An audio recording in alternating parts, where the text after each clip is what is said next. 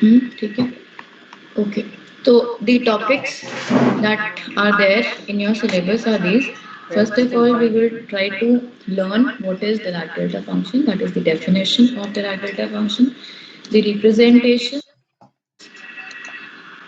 different representations. First of all is the rectangular representation या Gaussian form होती है या इंटीग्रल रिप्रेजेंटेशन, इस तरह की representations of Dirac delta function. There are certain properties of Dirac delta function that we have to study and Fourier and Laplace transforms of Dirac delta function. Fourier तो हमने पढ़ ही लिया है, ठीक है, वो हम अभी कर सकते हैं. फोरियर ट्रांसफॉर्म अगर हमें Dirac delta function, Fourier transform तो किसी भी फंक्शन का निकाल सकते हैं ना, ठीक है, जो कि क्या हो, किस फंक्शन का फोरियर ट्रांसफॉर्म निकाल सकते हैं.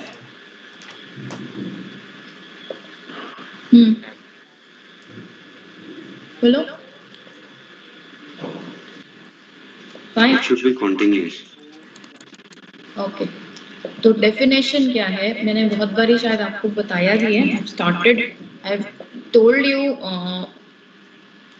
समथिंग, जो थोड़ा बहुत डेफिनेशन तो है, at least told you about the definition what is Dirac delta function. ये जो आपको दिखाई दे रहा है ना, ये डेल्टा, इसको इस तरह डेल्टा फंक्शन से रिप्रेजेंट, डिराक डेल्टा है ये, ठीक है, इस तरह से रिप्रेजेंट करते हैं. x माइनस a का डिराक डेल्टा फंक्शन है ये. Its value is 0 for x not equal to a. ये सेम ये वाला a है, ठीक है. अगर यहाँ पे डेल्टा x लिखूं, that means delta x minus 0, तो यहाँ पे क्या आ जाएगा, its value would be 0 for x not equal to 0 and its value is infinity for x equal to 0. समझ में आ रही है ये बात. जो यहाँ पे आपके पास a can be anything, 0, 1, 2, -1, -2, anything, fine.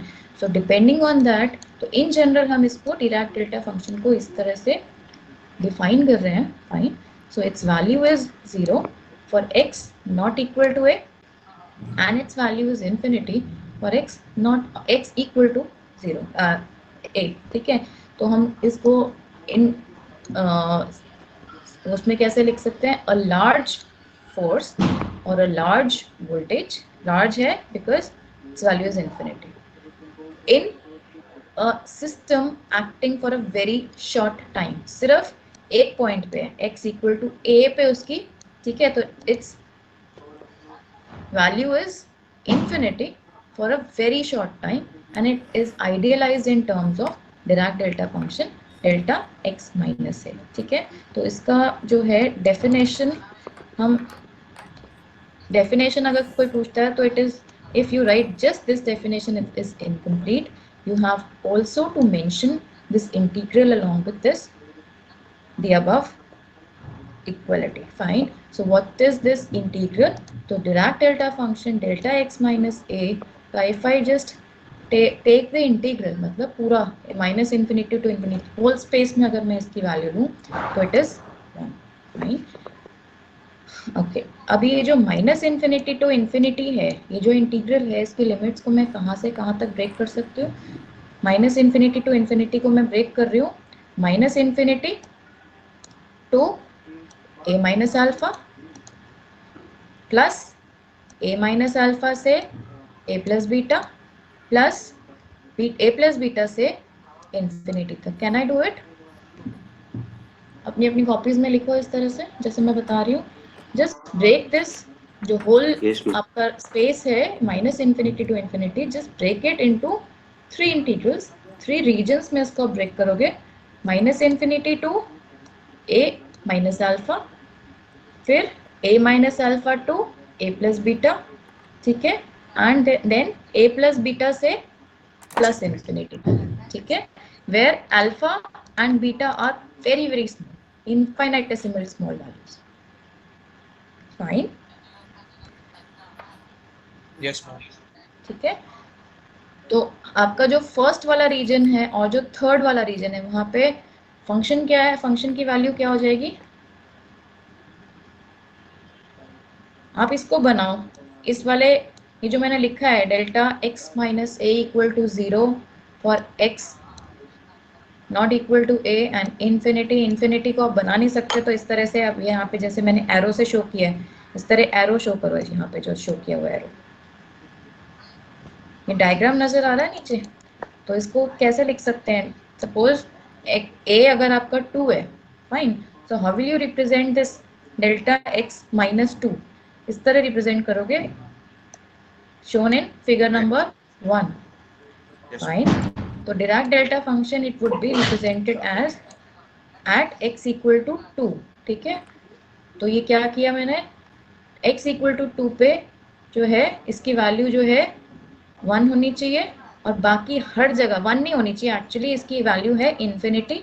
Infinity को आप रिप्रेजेंट तो कर नहीं सकते, तो हमने क्या किया, सिंस ये वाला जो आपका इंटीग्रल है इसका वैल्यू 1 है, तो 1 पे क्या किया मैंने, रिस्ट्रिक्ट कर दिया, ट्रंकेट कर दिया इस एरो को। Arrow means it is going up till infinity, fine, ठीक है। तो जहां पे भी आपको जिस भी डिराक डेल्टा फंक्शन का वैल्यू रिप्रेजेंट करना है on in the I mean this diagram, तो आप क्या करोगे, x plus 2, delta x plus 2 कैसे रिप्रेजेंट होएगा, -2 पे। हाँ, x इक्वल टू -2 पे, but length of this arrow would be unity. यहाँ पे देखो लिखा हुआ है, Dirac delta function as an infinite value at x equal to a, so we can consider it as an infinitely thin spike having unit area। ये जो integral है इसका ये मतलब हुआ है, fine. It can be represented by an arrow of unit length at x equal to a। समझ में आ रही है बात? ये जो आपके जो मैंने 3 इंटीग्रल्स में आपका ये लिमिट को ब्रेक करवाया था, उसमें जो फर्स्ट इंटीग्रल है उसमें डेल्टा फंक्शन की वैल्यू क्या है? अब आपने डायग्राम बना लिया ना, 0, फाइन। और जो सेकंड जो मेरी इंटीग्रल है उसकी वैल्यू क्या है?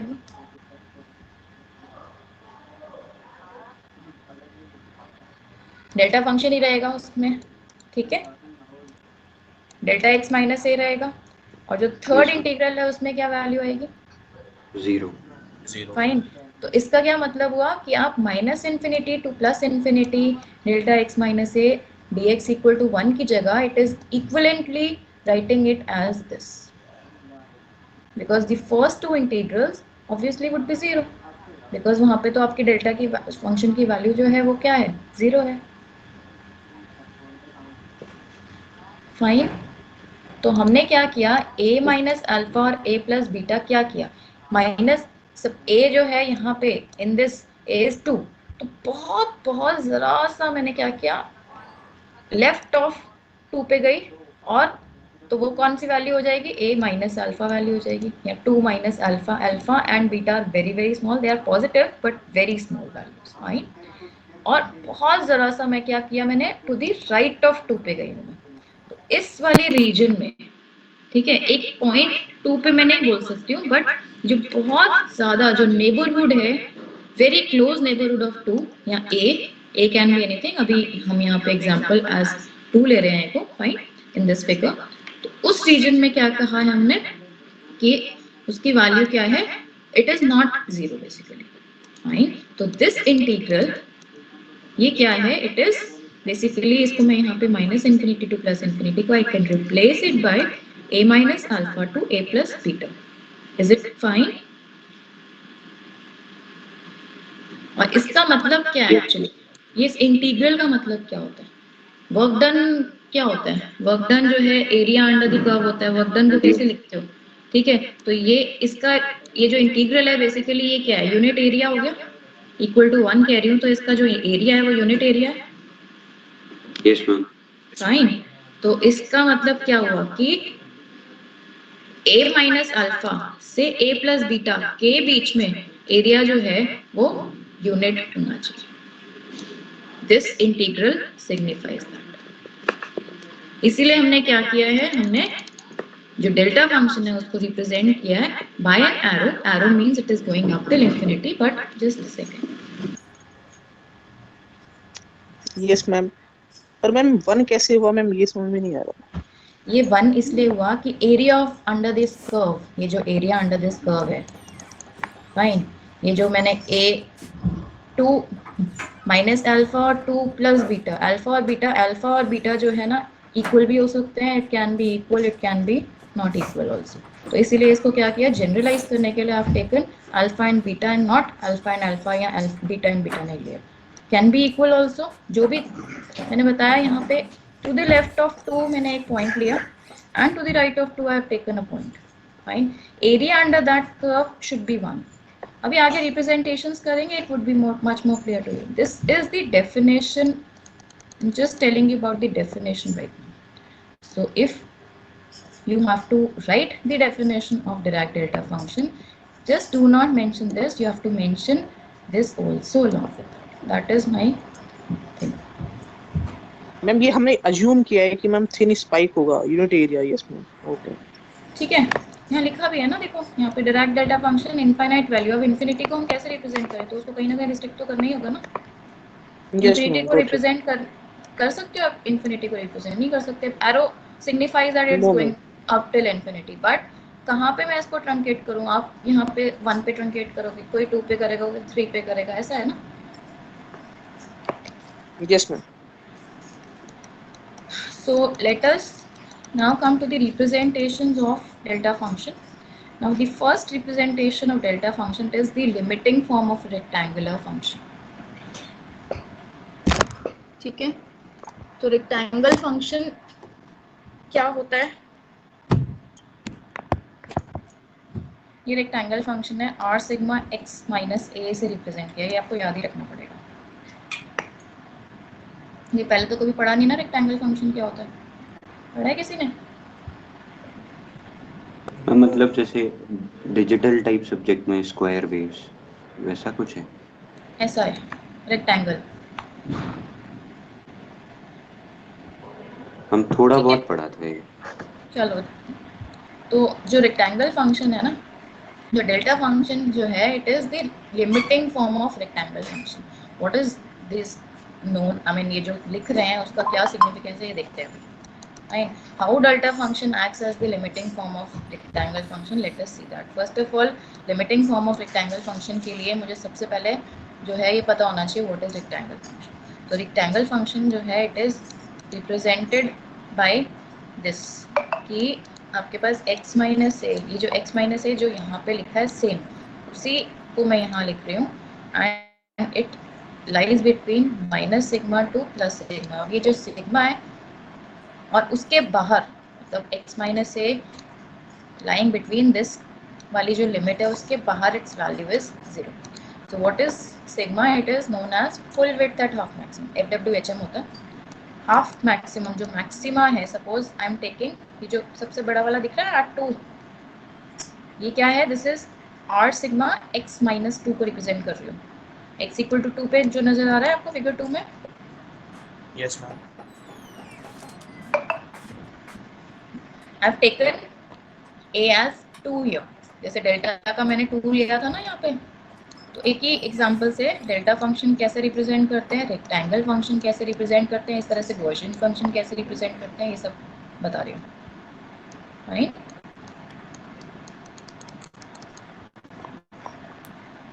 ठीक है, सिर्फ ये वाला देखो एट x इक्वल टू 2।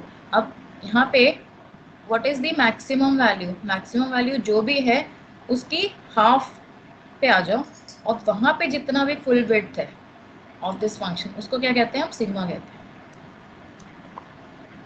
ठीक है, this is the same as its name indicates full width at half maxima. इसकी सिग्निफिकेंस होती है आगे जब आप ओपैम वगैरह पढ़ा है आप लोगों ने अभी तक, हम इसी बार पढ़ा, इसी ऑपरेशनल एम्पलीफायर में आपने कहीं वो पढ़ा, एम्पलीफायर्स, हाँ इसी सेमेस्टर।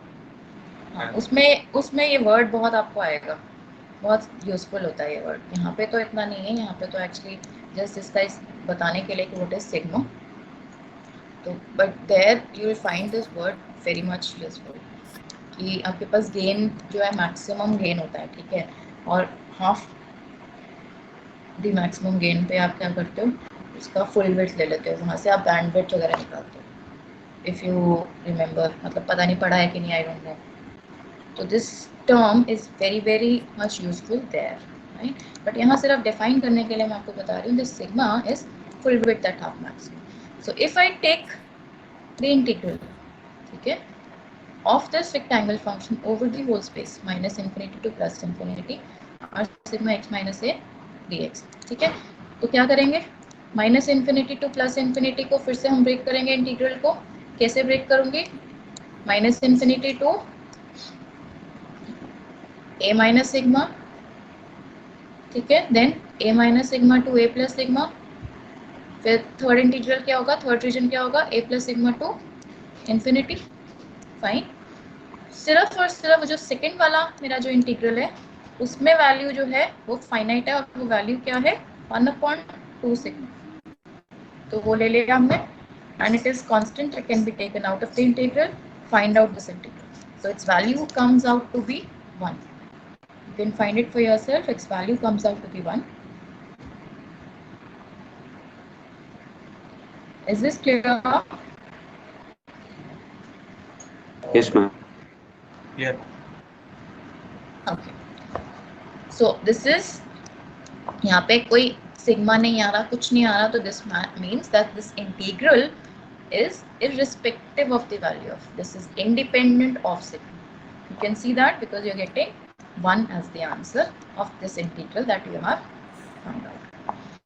अगर मैं अब क्या करूँ, मैं सिग्मा को कम करती जा रही हूँ, ठीक है, अप्रोचिंग टू 0, कम किया, पहले जितना भी सिग्मा था, ठीक है, अब now I am making this smaller and smaller, fine, so that it approaches 0. तो ये जो आपका रेक्टेंगल फंक्शन है उसकी वैल्यू क्या हो जाएगी, how this rectangle function is related to sigma, it is 1/2 sigma. तो अगर मैं सिग्मा को छोटा करती जा रही हूँ तो रेक्टेंगल फंक्शन क्या हो जाएगा, बड़ा होता जाएगा. Yes, ma'am. तो लिमिटिंग वैल्यू क्या है कि सिग्मा अगर मेरा it approaches 0, so this would approach to infinity, this would approach to infinity और नॉट. Yes, ma'am. Yes, ma'am. Fine. Okay. So function becomes more and more sharply peaked. ये समझ में आता है how this function become more and more sharply peaked? Because sigma मेरा छोटा होता जा रहा है. सिग्मा क्या था, सिग्मा ये वाला पूरा का पूरा जो मैक्सिमम वैल्यू ले रहे हैं उसका हाफ पे अगर आ रहे हैं, जितना भी मैक्सिमम वैल्यू है, सपोज किसी पे भी आप ले लो, कोई भी आप ले लो, सिग्मा इक्वल टू हाफ वाला ले लो, ये figure 2, just see figure number 2. So sigma is half, so you are getting this. अब सिग्मा को मैंने कम कर दिया, suppose that it is 1/8. So आपका जो फंक्शन है वो इस तरह से हो गया. अच्छा, ये function becomes more and more sharply peaked, लेकिन एरिया अंडर द कर्व निकाला हमने, that should remain unity only. Yes, ma'am. ठीक है, area under the curve should remain unity. ऐसे ही क्या किया, सिग्मा को और कम कर दिया तो आपका फिर से और ज़्यादा शार्प बन गया आपका जो फंक्शन है. इस तरह जब आप और इसको सिग्मा को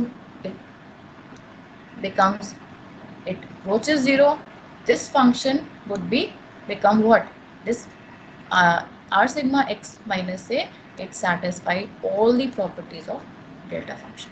So we can write that delta function is the limiting form of the rectangle function, क्योंकि limit sigma tending to 0 पे this rectangle function it behaves like Dirac delta function. Dirac delta function तो यही होता है ना, it is what, spike होती है एक पर्टिकुलर पॉइंट पे x इक्वल टू a पे, but the area under the curve has to be unity. Exactly this function behaves as Dirac delta function under this limit.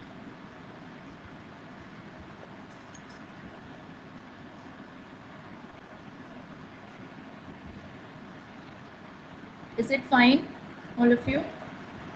Yes, Yes, ma'am. ma'am. Yes, ma'am. Okay. So let me एक मैं representations करा देती हूँ, फिर आप लोग लिख लेना इसको, ठीक है? And after that we will start with the properties. So one more representation is Gaussian representation of delta function.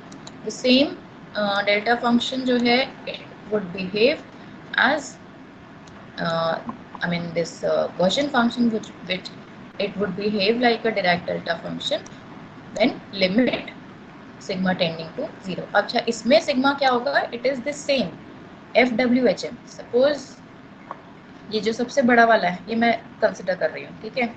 इसमें जो भी आपका y वैल्यू y पे that is the maximum gain, fine. इसका मैंने क्या किया, हाफ उसका that is the maximum value, उसके हाफ पे आ गए. Suppose this value is 3 y axis पे, ठीक है? हाफ क्या हो जाएगा 1.5. 1.5 पे एक मैंने लाइन ड्रॉ कर दी which is parallel to x axis, fine. तो वो 2 पॉइंट से कट करेगी कि नहीं करेगी मुझे ये बताओ ग्राफ पे. Yes ma'am. ठीक है, फाइन. अब वो जो 2 पॉइंट से कट करेगी उसको आप बोलते हो बैंडविड्थ, फाइन. ये आप सीखोगे अपने ऑपरेशनल एम्पलीफायर के पेपर में.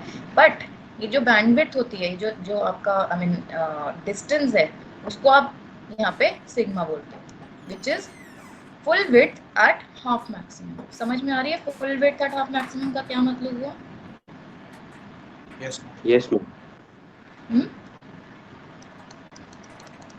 So this is how the Gaussian function is represented. Gaussian function तो हमने वैसे भी फोरियर में भी किया ही था. एक्सपोनेंशियल मैंने बताया था. यहाँ पे कोई ना कोई आपके पास कांस्टेंट टर्म्स होती हैं, साथ में एक्सपोनेंशियल माइनस x की power 2 apart from the constant terms, fine. यहाँ पे x माइनस a है तो यहाँ x माइनस a लिखा है, लेकिन अगर आप g सिग्मा x लिखोगे दैट मीन्स a इज 0, मतलब आप ओरिजिन पे हो, फाइन. तो it would be represented bye exponential of minus x square by 2 sigma square. Let us see whether this function also has a unit area under this curve.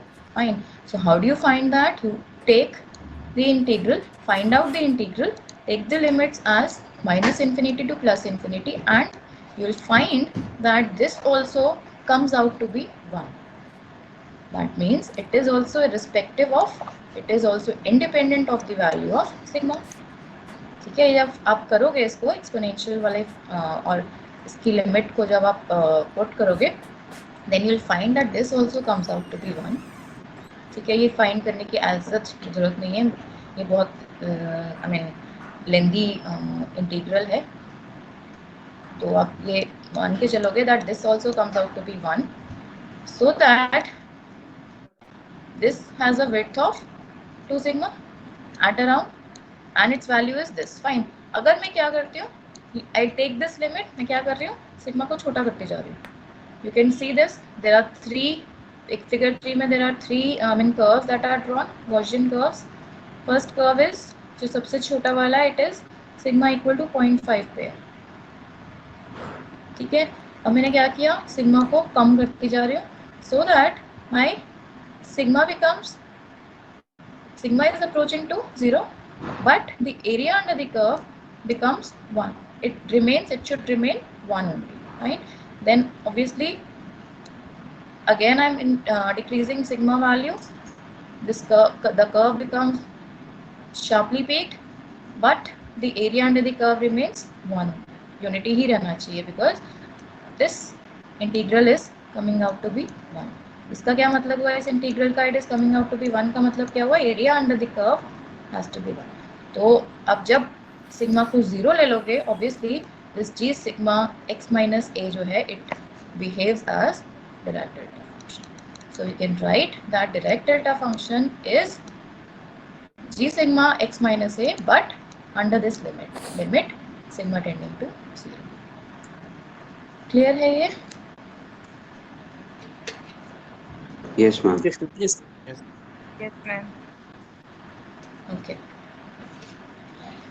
So the next is integral representation of delta function. So we, for this integral representation, अब क्या करेंगे, we will start with Fourier integral theorem. इसीलिए मैंने क्या किया था, Fourier integral पहले कराए थे आपको, Fourier transforms. So this is Fourier integral theorem, everybody remembers?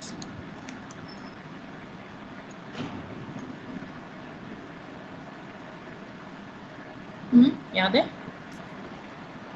Yes Yes, ma'am. ma'am. Yes. ठीक है, नहीं भी आप तो एक बार अपना फोरियर ट्रांसफॉर्म्स का निकालना notes. This is Fourier integral theorem. Just rearranging the terms. तो क्या किया कि एक integral, one of this integrals जो ड्यू वाला है, यू वाला जो इंटीग्रल है, along with F you I have taken out. और ये जो स्क्वायर ब्रैकेट है उसके अंदर क्या लिखा है, 1/2 pi minus infinity to plus infinity e raised to power, ये वाला जो एक्सपोनेंशियल है along with d alpha. Fine. And जो स्क्वायर ब्रैकेट है उसको मैं क्या लिख रही हूँ, I am just representing this as delta function, delta x minus u, where I am writing this as this integral. Fine. Any problem till this step? Anybody?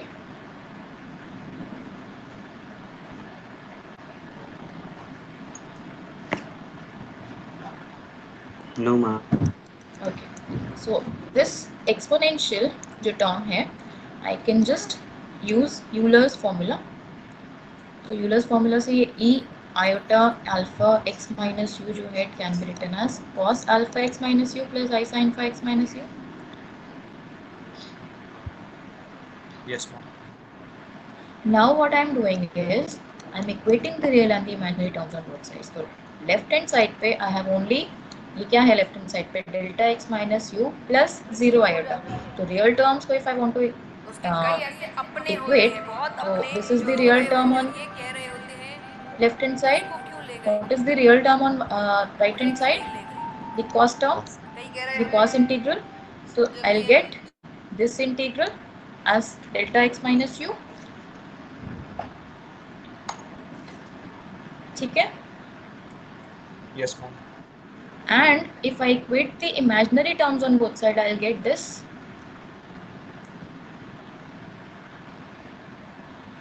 Yes, ma'am. Fine. Okay, so this is one of the representation of delta function. The other representation is this one. Fine. अभी मेरे पास अगर मैं u को 0 ले लेती हूँ, that means origin पे delta function को कंसिडर करती हूँ, तो ऑब्वियसली u को बस इसमें ही 0 पुट करना है और कुछ नहीं करना.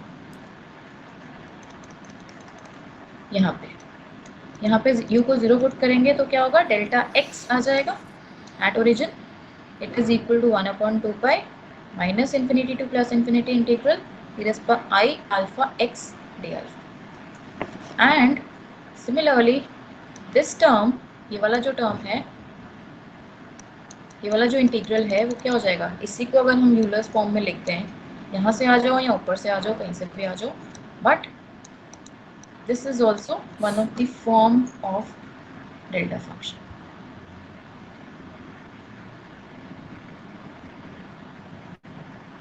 ठीक है. Yes, ma'am. मैम यदि हम u को एक कॉम्प्लेक्स नंबर की तरह बिहेव करें तो मैम केस अलग होगा ना. कॉम्प्लेक्स नंबर की तरह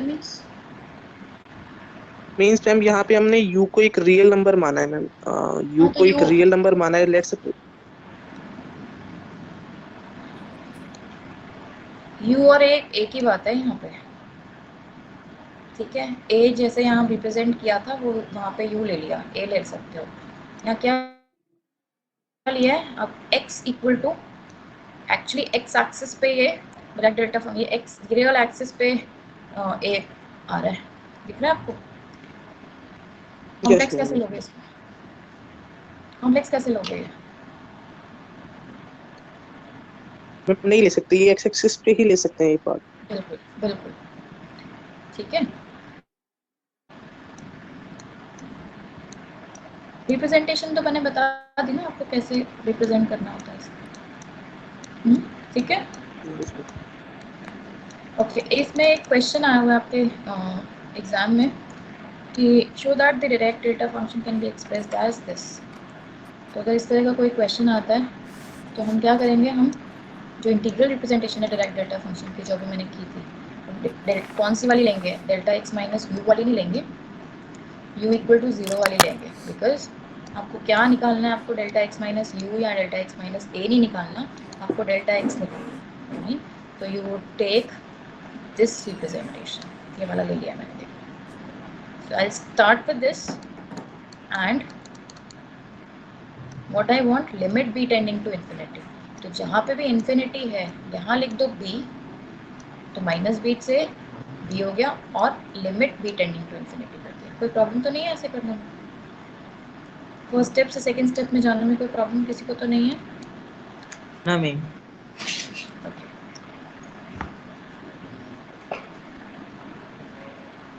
Okay, so just solve this integral. ये जो मैंने सॉल्व किया क्या आया?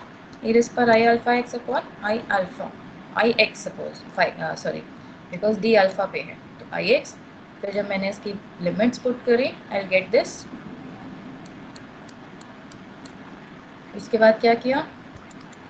2 आयोटा 2 एक second,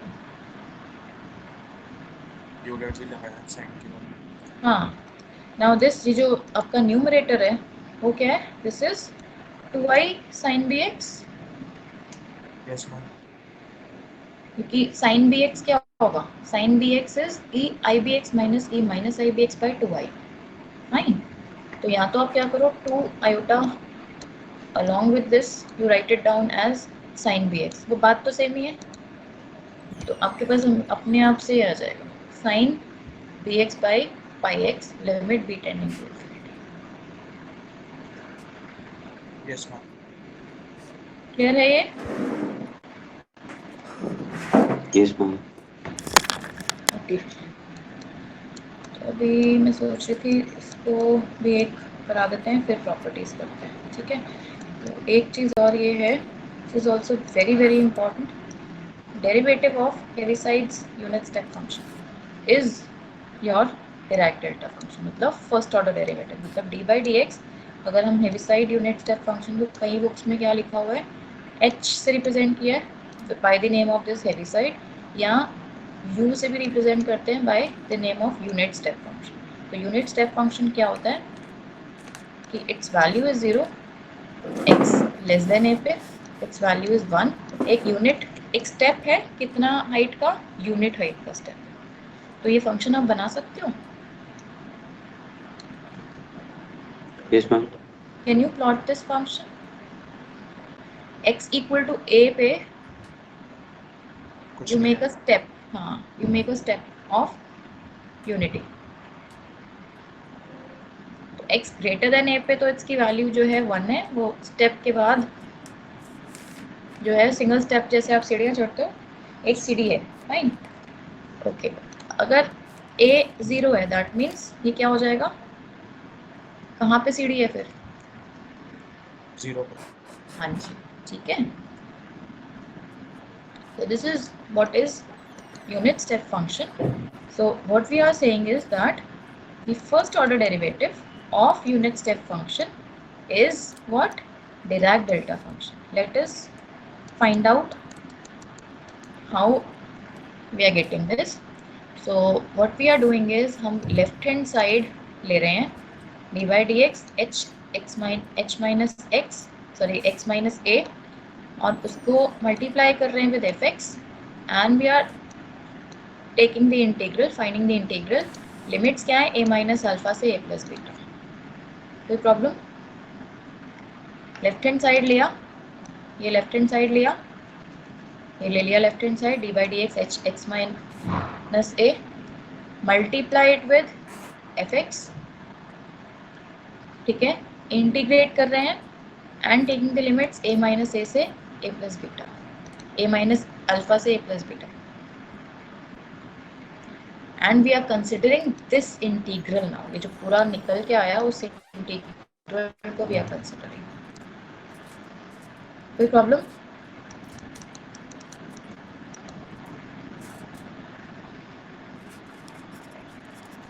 yes, okay. I am trying to find out this integral. कैसे फाइंड करेंगे? By parts. First function as it is, integral of the second, ये जो सेकंड फंक्शन है वो क्या है? D by D x H x minus ए, तो integral of the second, और इंटीग्रल की लिमिट्स पुट करेंगे बाद में, minus D by D X of the first, मतलब F dash X, integral of the second and integral और limits वही same, ठीक है? ये वाला step, yes ma'am. okay. Now I am just putting the limits. तो सबसे पहले जो अपर लिमिट है ए प्लस बीटा सब्स्टिट्यूट करते हैं तो क्या हो जाएगा F A plus beta X की जगह ए प्लस बीटा पुट करेंगे Yes, ma'am. और H A plus beta minus A मतलब एच बीटा क्या वैल्यू होगी उसकी वहां पे What did you ask? A plus B I'm plus saying that I have to substitute the upper limit first. ठीक है upper limit is what Oh, a plus beta a plus beta yes, ma'am. Substitute करना है ना हमने तो पहले तो a plus beta substitute करना है यहाँ पूरे में F X H x minus A ठीक है तो x की जगह Yes, a ma'am. Plus beta put करूंगी तो ये क्या हो जाएगा f a प्लस बीटा हो जाएगा Yes, ma'am. h x minus a में जब मैं a प्लस बीटा पुट करूंगी तो क्या होगा 1 हो जाएगा. हाँ जी 1 होगा A because plus x greater हाँ x ग्रेटर देन a पे जो h की वैल्यू है h x माइनस a की वैल्यू 1 है तो यहाँ इससे मल्टीप्लाई किया मैंने 1 से समझ में आया सबको ये 1 से मल्टीप्लाई क्यों किया है इसको Yes, ma'am. फाइन अभी Yes, ma'am. क्या करना है ये जो लोअर लिमिट है a माइनस अल्फा सब्स्टिट्यूट करना है यहाँ पे तो जब मैं f में पुट कर रही हूँ f a माइनस अल्फा हो गया जब मैं यहाँ पुट करूंगी h x minus A H x minus A से पहले क्या वैल्यू है इसकी 0. 0 तो इसलिए इसको मल्टीप्लाई किया 0 से ये क्लियर है सबको हाँ I have Yes. Written this 1 and multiplication में 1 और 0 कैसे लिखा है Yes, ma'am. अब ये जो सेकंड टर्म है यहाँ पे जो एक इंटीग्रल आपको नजर आ रहा है उसमें क्या करना है आपको इस इंटीग्रल को ब्रेक करना है बिकॉज a माइनस अल्फा पे इसकी कोई और वैल्यू है a प्लस अल्फा पे इसकी कोई और वैल्यू है सॉरी a प्लस बीटा या अल्फा पे इसकी कोई और वैल्यू है तो मैंने क्या किया इंटीग्रल को ब्रेक किया a माइनस अल्फा से a पर then a to a plus beta ठीक है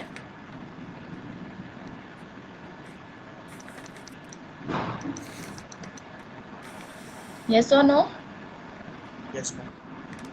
Yes, ma'am. Yes, ma'am. a minus alpha से a के बीच में जो मेरा इंटीग्रैंड होगा वो क्या होगा F dash x h x minus. Ma'am 0 हो जाएगा. 0 हो जाएगा ना h x माइनस a की वैल्यू 0 है क्योंकि ठीक है तो आपके पास सिर्फ और सिर्फ क्या इंटीग्रल ये जो सेकंड वाला इंटीग्रल है वो बचेगा a से a प्लस बीटा ये लिखा हुआ है देखो यहाँ पे और ये जो है सेकंड टर्म 0 से मल्टीप्लाई हुई है तो ये ऑलरेडी 0 बन गई है Yes, ma'am. ये जो फर्स्ट इंटीग्रल है यहाँ पे ये 0 बन चुका है ये वाला जो इंटीग्रल है ये रहेगा बट इस इंटीग्रल में h की वैल्यू क्या है h की वैल्यू 1 है तो ये बच गया कि नहीं है देखो Yes, ma'am. Yes, ma'am. Fine अभी सिर्फ क्या करना है मुझे इस इंटीग्रल को जो सेकंड टर्म है इंटीग्रल वाली उसको सॉल्व करना है तो f डैश x dx का इंटीग्रल क्या हो जाएगा fx फिर उसमें आपको वैल्यू पुट करनी है अपर लिमिट पुट करनी है तो ये बन गया f a plus beta lower limit put करोगे f a बन गया then this f a plus beta would be cancelled and you are left with f a यहाँ तक किसी को बताओ कोई प्रॉब्लम है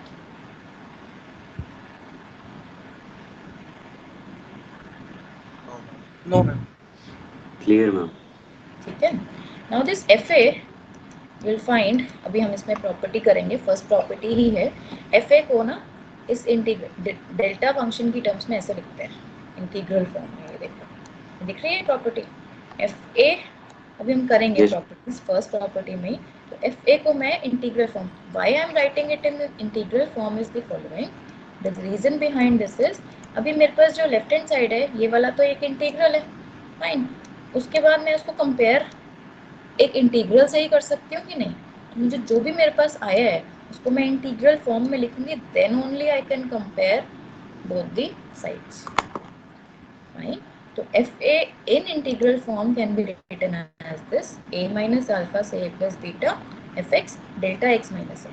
तो दोनों को जब हम कंपेयर करेंगे कौन से इंटीग्रल को, ये वाला जो फॉर्म स्टार्ट किया था और ये वाला इंटीग्रल को, इसमें इंटीग्रल की लिमिट सेम है, fx सेम है, क्या डिफरेंट है, तो जो डिफरेंट पैरामीटर्स हैं वो भी सेम होने चाहिए और यही हमें चाहिए था।